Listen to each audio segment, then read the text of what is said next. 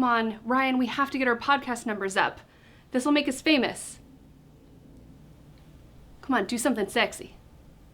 I don't know, Laura. I don't like this. What a loser. Look at the state of him. Hawking sexy wares on the internet for views. Imagine the comment sections. Have you seen the reviews?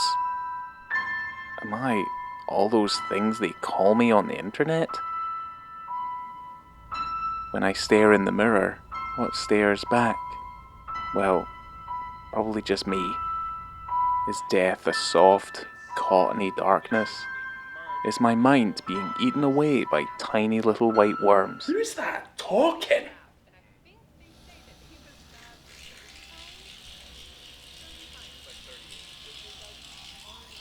I will not be contained. I will not be enslaved. I will not be covered, masked, or constricted.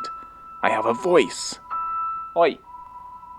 Oh look, he finally noticed me. It's not like I don't stand out. Oi oi! And then she says, "The massive flat. The you don't need a banana. The put that. The you're scaring me. Not that. The hard as like a house. Pass me the smelly. I'm gonna do the endless person happy like Harry feeling I can fight you on my knees. Fuck you, Tonya. I'm for internet you thinking. You ready? Oh, yeah. I'm fine. Well, hello there. Welcome to On the Beat, the podcast that uncovers full frontal male nudity in cinema. My name is Laura, and I am joined by my co-host, my co-star, Ryan. Hello. Ryan, do you know why I brought you here to talk about the 2022 biographical drama comedy Pam and Tommy? No, I haven't got a clue. Because it has a talking dick in it.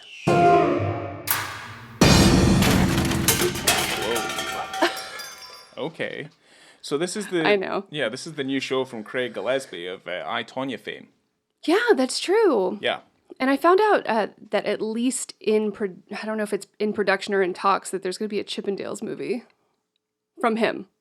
What, as in like Alvin? That's a Chipmunks. Oh, okay. What are you talking about? All right, okay. Yeah, this show stars Lily James, Sebastian Stan, Seth Rogen, Nick Offerman, and Jason Mantzoukas, who is the voice of Tommy Lee's penis. Yes.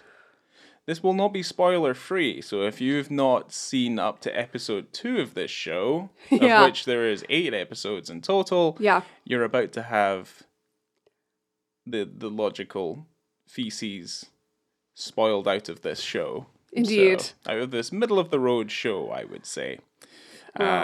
Yes. I disagree. Well, you can disagree all you like, but it is a very well cast show, I will put that way. Oh, yeah, it's fantastic. I think everybody looks incredible. Everyone, perfect. Lily James is amazing. Yeah, I mean, Sebastian Stan's got a very, very good entrance in the first episode. So, hey, broskies. Yeah, for real. He plays it very well, and Tommy Lee, he does try his best to make him as likable as he can. Unfortunately, Tommy Lee is not very likable. No. Never has been. Certainly, Motley Crue didn't do him any favors either.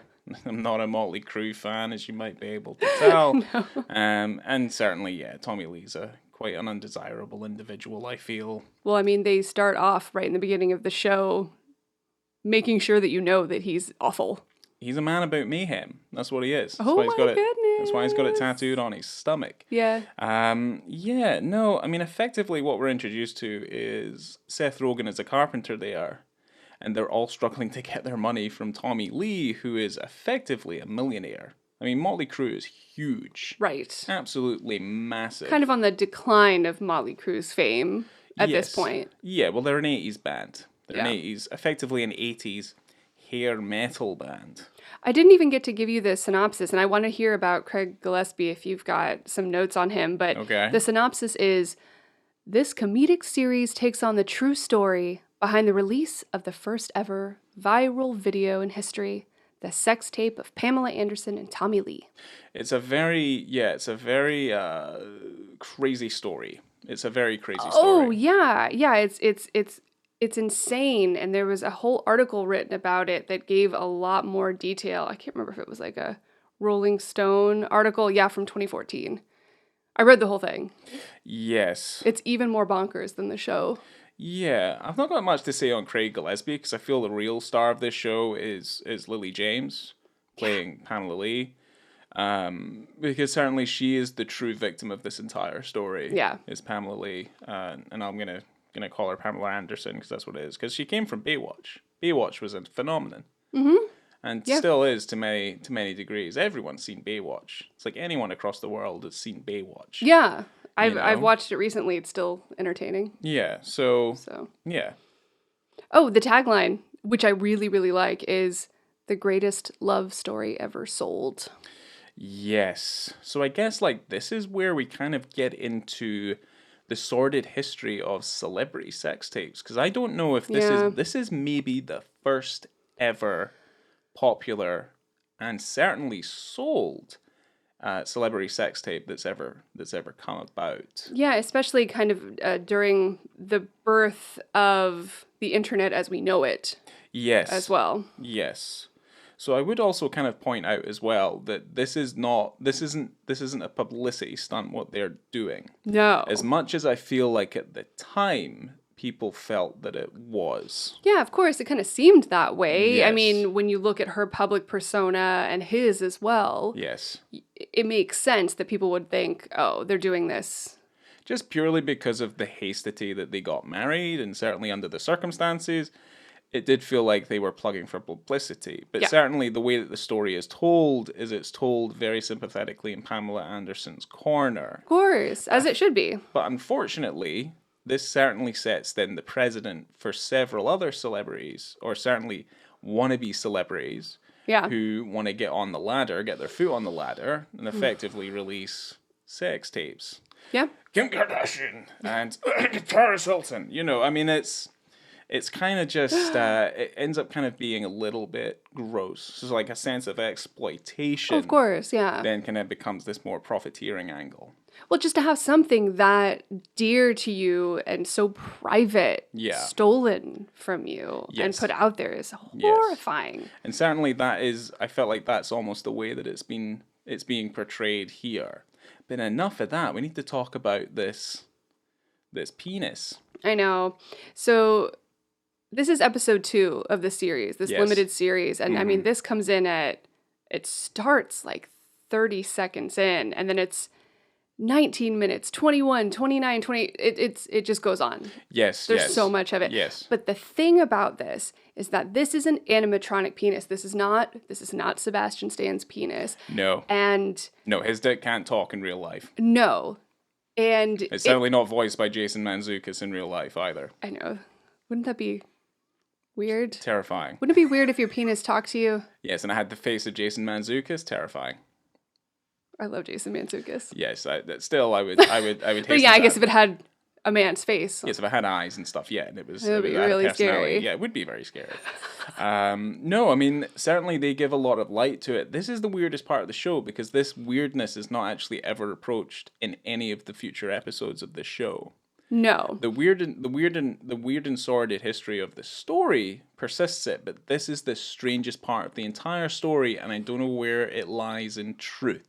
Well, I mean, obviously his penis didn't actually speak to him in real life, but he wrote about it in his autobiography. Makes sense. That he had a conversation with his penis about his future. Right. Okay. Well, that's what it means. And certainly, when his dick is talking to him, it's basically on the basis that, like, if he does decide to marry, this is him effectively halting the pussy train, as it were to speak. Yeah.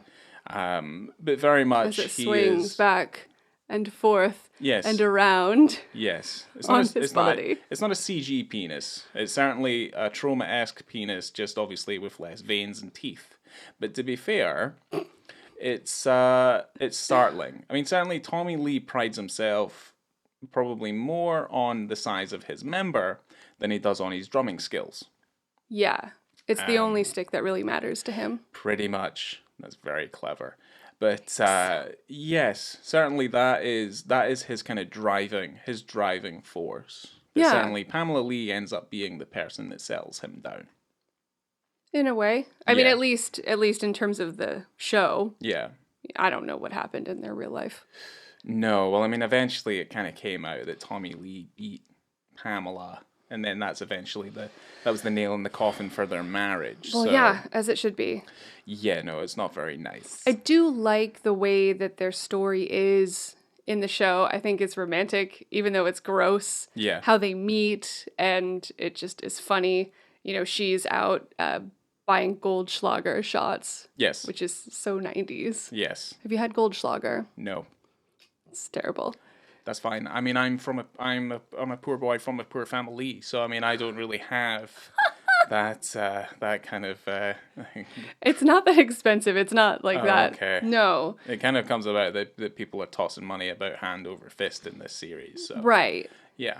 You know, and Tommy Lee is making out with some girl, hears that Pamela Anderson's in the club giving out Goldschlager shots. He goes over and licks her face. Yes. So funny. There's a lot of things that I did like about this show, and I know that you weren't in love with it as much as I was. I have major issues when it gets halfway through where it starts off super strong, but then it just kind of starts to peter out a little bit, comes back up a little bit more, and then heads back down again. Certainly, you'd spoiled a few things about the story during the course of me watching it, but eventually by that point, I didn't know if I wanted to continue watching it. That's fair, but at least we've got this episode 2.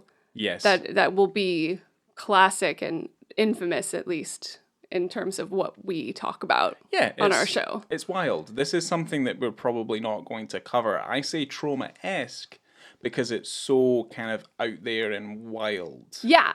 And that's certainly something I would expect from that. This is something I wouldn't have expected from a show like this, but it is greatly appreciated just purely because of the tone it sets. And this is kind of completely alien to something that we've never covered something like this before. No, because I don't consider a prosthetic to be full frontal male nudity. I can appreciate that they're giving it a shot, but I know that this show had to have a prosthetic and it had to have an animatronic based on what they were trying to achieve. And also due to the infamy of Tommy Lee's penis. I guess at the same time, though, this isn't obviously, they're not just giving a prosthetic penis away. They've also had to modify Lily James as well. Right. So she's not, they both have had work done. You're looking at two individuals, Tommy Lee and obviously Pamela Anderson, who have very specific bodies and specific assets that we're familiar with. Yes. Let's just say. So they're both wearing essentially costumes. Yes. They're wearing flesh costumes. Flesh costumes, skin costumes, skin right. suits. The Ed Geins of Hulu TV shows.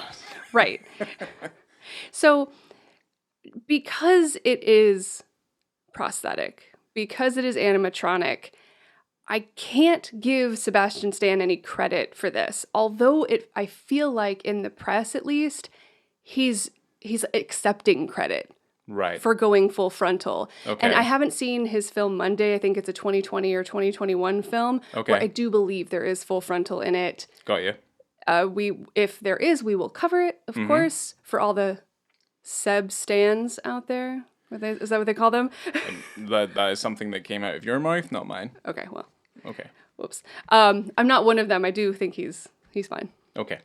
But I do think that it's weird that he's accepting this kind of applause in a way for going full frontal. I have a quote from him, if I can read it off of my computer, but that's fine. He says, "I don't even think twice about it. I feel that women have had to do it for so long, and now it's almost like, okay, it's our turn. I'll do it if it's not salacious and not purely for grabbing attention purposes, as long as it's being approached from a controversial point of view where everyone agrees on what it is and we're all on the same page, then I think it's okay." I mean, that sounds fine. It sounds fine, but if you're connecting it to Pam and Tommy, there's no actual full frontal male nudity in this show. He's not taking the risk. No. No. Certainly not to put himself on a pedestal that, he's doing what many women have done before. Right, exactly. That's the thing. That's what bothers me about it. He goes, oh, women have had to do it. It's finally our turn. It certainly doesn't come with the same level of baggage of controversy as, say, the press ripping a woman apart for being topless in a movie, which has certainly happened on many an occasion. Oh, of course. Meg Ryan in The Cut. It kind of tore her career apart. Yeah, pretty much. So I just don't accept that. I think it's a little weird. But if he did go full frontal in this other movie, that's awesome. Mm-hmm. And I don't want to take away from how interesting and weird the Pam and Tommy, Jason Mantzoukas animatronic penis is, because it's hilarious. Yes. More of that. But also more of men just actually doing it. Yeah. I feel like there is a very strange thing going on in Hollywood right now. Well, within reason, I would say. There has to be a level of context for it. I feel like... Well, yeah, obviously. I feel like now more than ever, the times that we live in, there has to be context for that more than ever. Right, but I'm saying it's in every single first episode of every HBO show.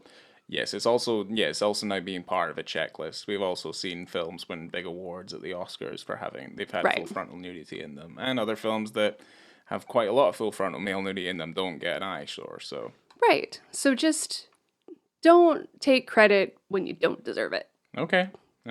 But put it out there. If you're gonna do it right. Don't do it fake. That is a cop out. That's all. All right. Well, that's Sebastian Stan told.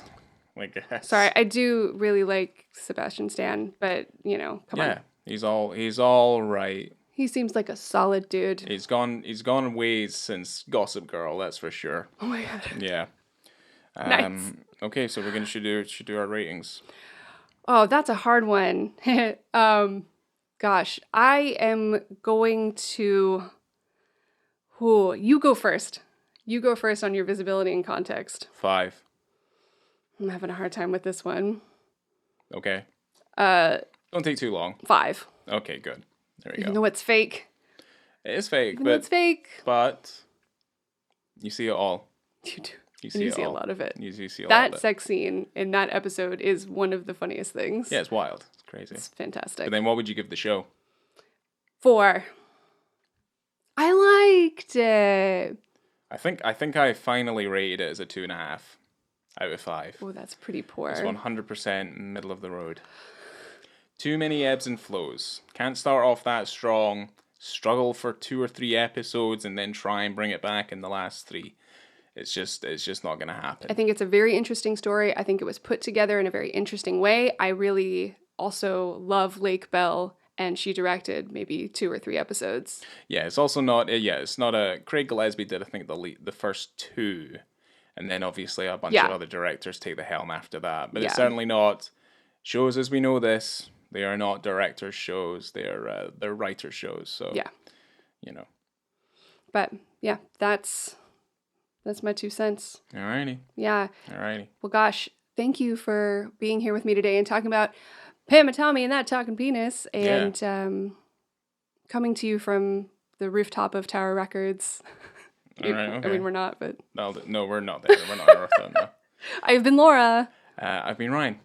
See you next time. Goodbye.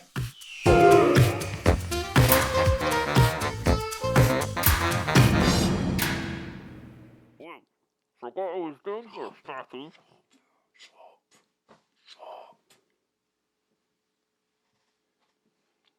You okay? No.